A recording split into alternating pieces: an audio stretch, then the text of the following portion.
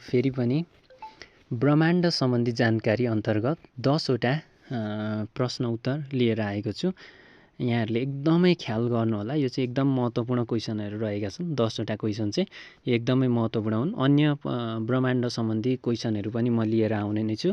अहिलेको लागि चाहिँ 10 वटा क्वेसन चाहिँ ध्यान दिएर सुन्नु होला। तपाईहरूले यी कुराहरू चाहिँ तपाईहरूले दिमागमा राख्नै पर्ने हुन्छ है त। ल, प्रश्न नम्बर 1 मा रहेको छ कस्मोलोजी भन्नाले के बुझिन्छ?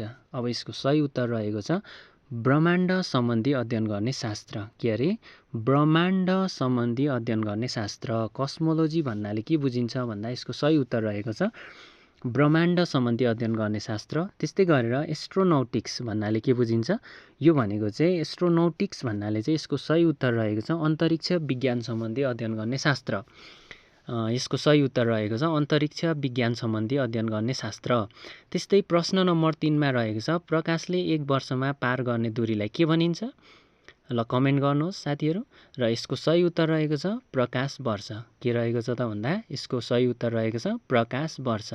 प्रकाशले 1 वर्षमा पार गर्ने दूरीलाई के भनिन्छ? प्रकाश वर्ष भनिन्छ। र प्रश्न नम्बर 4 मा रहेको छ प्रकाशले 1 सेकेन्डमा कति दूरी पार गर्दछ भन्दा यसको सही उत्तर रहेको छ 3 लाख किलोमिटर दूरी पार गर्दछ। कति किलोमिटर? 3 लाख किलोमिटर दूरी पार गर्दछ। त्यस्तै गरेर प्रश्न नम्बर 5 मा रहेको छ कुनै ग्रहले सूर्यको वरिपरि एकपल्ट घुम्न लागेको अवधिले चाहिँ त्यस ग्रहको केलाई जनाउँदछ भन्दा त्यस ग्रहको 1 वर्षको अवधि हो त्यस ग्रहको 1 वर्षको अवधि हो।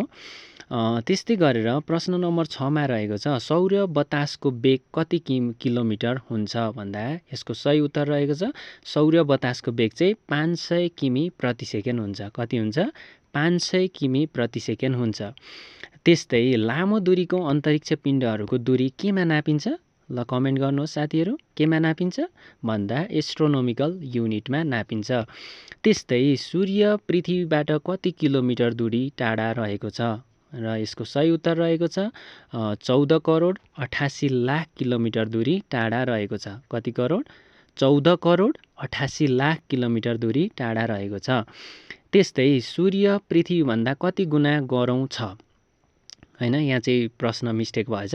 गरौँ छ है। कति गुणा गरौँ छ भन्दाखेरि 3,33,000 गुणा चाहिँ गरौँ छ गरौँ छ।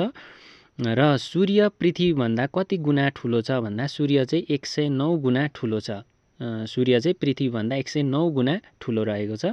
हस्, धन्यवाद। आजलाई यति नै। फेरि अर्को भिडियोमा भेटौँला।